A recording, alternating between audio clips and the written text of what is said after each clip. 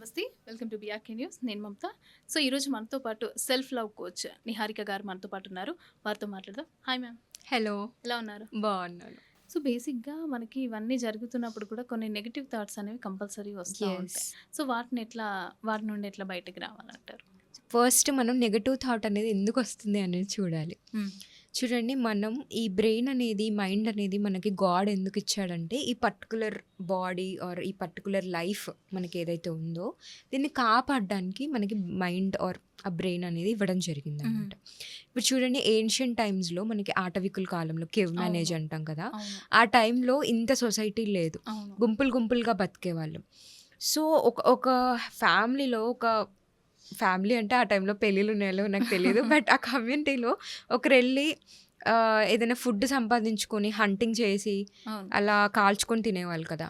ఆ హంటింగ్ చేయడానికి బయటికెళ్ళాలన్నా కూడా వాళ్ళు ఒక్కసారి అడుగు బయట పెట్టారంటే ఎక్కడి నుంచి ఏమొచ్చి అటాక్ చేస్తుందో వాళ్ళకి తెలీదు. హ్మ్. చాలా అలర్ట్‌గా ఉండాలి. సో, ఇప్పుడు సపోజ్ నేను బయటికెళ్ళగానే అటు నుంచి ఏదైనా ఏనుగు సౌండో, పులి సౌండో వినపడితే నేనేం చేస్తాను? అలర్ట్ అయిపోతాను. యాహ్! లేదు, ఇటు సైడ్ ఇది ఉంది అని. అలర్ట్‌నెస్ ఎలా వస్తుంది? బాడీ ఫస్ట్ సౌండ్ వినగానే బాడీ భయం జనరేట్ చేస్తుంది. హ్మ్. భయం జనరేట్ చేయగానే మైండ్ అది తీసేసుకుంటుంది ఇటు సైడ్ వెళ్ళకూడదు అని. సో, ఈ నెగటివిటీ అనేది మనకి లైఫ్‌లో మన చుట్టూ మైండ్ ఎందుకు చూపిస్తుంది అంటే, దానికి కావాల్సింది మనల్ని ప్రొటెక్ట్ చేయడానికి. కాబట్టి కంఫర్ట్ జోన్‌లో నుంచి, అంటే సేఫ్టీ అనేది ఎప్పుడు మనకి మైండ్ అనేది చూపిస్తూ హ్మ్. ఉంటుందనమాట. నువ్వు ఎక్కడుంటే సేఫ్‌గా ఉంటావు అని.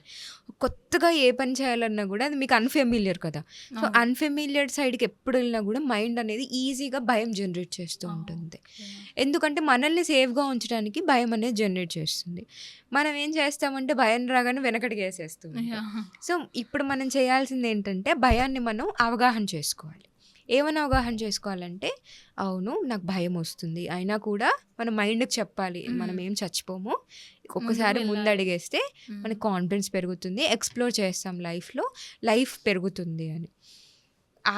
ఆ భయం మనల్ని ప్రొటెక్ట్ చేయడానికి అప్పుడు ఎంత యూజ్ అయిందో, ఇప్పుడు మనల్ని వెనక్కి నెట్టేసి ముందుకెళ్ళకుండా ఉండడానికి అంత క్రియేట్ చేస్తుందనమాట. ఓకే. కాబట్టి మనం భయాన్ని పాజిటివ్‌గా తీసుకొని, భయం ఉన్నా పర్లేదు, నేను ముందుకెళ్ళగలను అని ఆ నెగెటివ్ థాట్‌ని, ఆ నెగెటివ్ ఫీలింగ్‌ని మనం పాజిటివ్‌గా షిఫ్ట్ చేసుకుంటూ ఎళ్తే, అప్పుడు మనం ఆటోమేటిక్‌గా ముందడుగేస్తాం. దానికే మనం అఫర్మేషన్స్ అని, విజువలైజేషన్స్ అని చేస్తూ ఉంటామనమాట. హ్మ్. అండ్ పాజిటివ్, నెగెటివ్ అనే ఫీలింగ్ అసలు ఏది ఉండదు. హ్మ్. మనం వాటిల్ని జడ్జ్ చేస్తూ ఓకే. ఉంటామనమాట. మనకనిపించిన ఫీలింగ్‌ని మనము దాన్ని ఫస్ట్ యాక్సెప్ట్ చేయాలి. నాకు ఈ హ్మ్. ఫీలింగ్ వస్తుంది అని.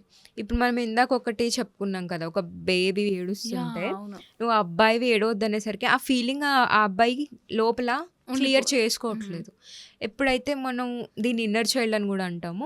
మేము క్లయింట్స్‌కి డీపర్‌గా సెషన్స్ చేపిస్తున్నప్పుడు అన్నీ బయటకొస్తూ ఉంటాయన్నమాట. ఆ టైంలో మా పేరెంట్స్ అలా బిహేవ్ చేసినప్పుడు నాకు హ్మ్. నచ్చలేదు. హ్మ్. నేను చాక్లెట్ కొనాలనుకుంటే వాళ్ళు నాకు కొనివ్వలేదు.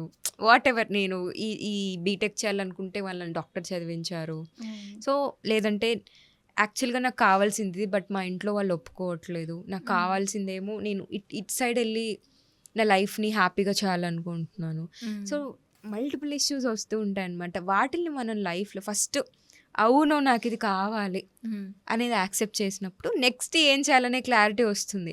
మనం యాక్సెప్ట్ చేయనంత వరకు ఆ ఫీలింగ్ అనేది మన లోపల తిరుగుతూనే ఉంటుంది. ఓకే. ఒక ఎమోషన్‌కి ఎప్పుడైనా కూడా కావాల్సింది అక్నాలెడ్జ్‌మెంట్. దీన్ని ఇంగ్లీష్‌లో మనం లవ్ లవ్‌కి మీనింగ్ ఏం చెప్తామంటే, ఎప్పుడైతే మనం ఒక పర్సన్‌ని ah, we we make them feel seen, heard and understand. Hmm. ఇప్పుడు చూడండి, నాకు 2 ఇయర్ బేబీ ఉన్నాడు కదా! అవును. వాడు కింద పడితే నేనేం చేస్తాను? వదిలేస్తే వాడు కయ్యి కయ్యి కయ్యి అని ఇంకెక్కువ ఏడుస్తాడు. అవును. ఎందుకంటే వాడినొచ్చి చూడాలి. నేను కింద పడ్డాను, మా అమ్మ నన్నొచ్చి చూడట్లేదు. అటెన్షన్ కావాలి వాడికి. సో, ఎప్పుడైతే ఒక బేబీ ఆర్ చిన్నప్పుడు ఒక బేబీ కింద పడితే మనం వాడిని చూస్తున్నాము. చూసి దగ్గరికెళ్ళి మనం ఏం చేస్తాం? వాడి ఏడుపుని విని, అయ్యో నాన్న కింద పడ్డావా? ఏం కాదు, పర్లేదు. హ్మ్. నేను తర్వాత అర్థం చేసుకుంటాం. అవును, వాడికి నొప్పిలేస్తుంది అని. ఆ నొప్పికి మనం ఏం చేస్తున్నాం? సపోర్ట్ ఇస్తున్నాం. నేను హ్మ్. నీతో ఉన్నాను, పర్లేదు, తగ్గిపోతుంది అని. వెంటనే హ్మ్. వాడు ఏడుపు ఆపేస్తాడు. అవును. అవునా? సో, ఎప్పుడైతే మనం ఈ చూడడము, వినడము, అర్థం చేసుకోవడం, దీన్ని తెలుగులో మన హ్మ్. ఎమోషన్‌ని గూడా మనం అలా చూడాలి. హ్మ్. అసలు నీకేం కావాలి? హ్మ్. ఒక ఒక ఎమోషన్‌ని ఒక డిఫరెంట్ పర్సన్‌లా చూసి అక్నాలెడ్జ్ చేస్తే దాన్ని ఒక్కసారి అవగాహన చేసుకుంటే అది మనకి ఏం చెప్తుందో మనం వింటే అది టీయర్స్ రావచ్చు, కోపం రావచ్చు. ఎందుకంటే అప్పుడెప్పుడో ఎవరో యాహ్! చేసిందని నొక్కి పెట్టేసాం మనం మన అవును. లోపల. అవును. ఆ నొక్కి పెట్టిందాన్ని మళ్ళీ బయటకి తీస్తున్నప్పుడు ఆ ఎమోషన్ బయటికి రావాలి. హ్మ్. నాకైతే చాలా టీయర్స్ వచ్చేవన్నమాట. కొన్నిసార్లు అయితే కోపం కూడా వచ్చేది. సో ఒక్కసారి ఆ ఎమోషన్‌ని మనం రిలీవ్ చేసి ఇప్పుడు దానికి మనం పర్వాలేదు. హ్మ్. ఎవరికి తెలిసిన దాంట్లో వాళ్ళు మనకు బెస్ట్ ఇచ్చారు. ఇప్పుడు మనం నీకు నేనున్నాను. మనకు మనమే చెప్పుకోవాలి. నీకు నేనున్నాను. నిన్ను నేను లవ్ చేస్తున్నాను. ఐ హ్మ్. లవ్ యూ సో మచ్ అని హ్మ్. మనకు మనం సేఫ్టీ ఫీలింగ్ క్రియేట్ చేసుకోవాలి మన లోపల. This okay. Is called self love.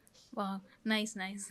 అంటే నెగెటివ్ థాట్స్ అనేది తీసేయాలి. అదే విధంగా మనకి ఏం కావాలి అనేది మనం ముందు తెలుసుకోవాలి. యెస్. అంతే. దానివల్ల మనం ఏ విధంగా ఉండగలము, మన లైఫ్ అనేది ఎలా ఉంటే బావుంటుంది అనేది మనం అక్కడ తెలుసుకోగలుగుతాం ట్రూ. అంటారు. ఓకే. సో, చూసాం కదా! నిహారిక గారు చాలా మంచి విషయాలైతే చెప్పారు మనకి. మనకేం కావాలి అనేది ముందు మనం తెలుసుకోవాలి. ఆ తర్వాత మనం ఏం చేయాలి అనే దాని గురించి మనం ఆలోచించాలి. సో, మంచి టాపిక్‌తో అయితే ఉన్నాము. సో, చూడండి చాలా బావుంటుంది. Thank you.